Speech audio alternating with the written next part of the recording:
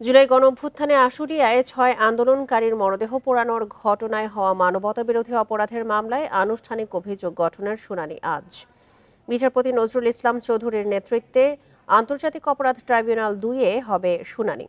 এই মামলায় আসামি ১৬ জন, এর মধ্যে ৮ জন গ্রেপ্তার আছেন। সকালে পুলিশ কর্মকর্তা আবদুল্লাহ হিল কাফি, শহীদুল ইসলাম সহ গ্রেপ্তারকৃতদের ট্রাইব্যুনালে হাজির করা হয়। এর মধ্যে পলাতক ৮ আসামির মধ্যে ২ জন আইনজীবী হিসেবে নিয়োগ দিয়েছে ট্রাইব্যুনাল। ২০২৪ সালের ৫ অগস্ট গুলি করে হত্যার পর আশুলিয়া থানার পাশে মরদেহগুলো পুলিশ ভ্যানে রেখে আগুন ধরিয়ে দেয় পুলিশ। আগুন দেওয়ার সময়ও একজন জীবিত ছিলেন। সেই অবস্থাতেই পেট্রোল ঢেলে আগুন জ্বালিয়ে দেওয়া হয়।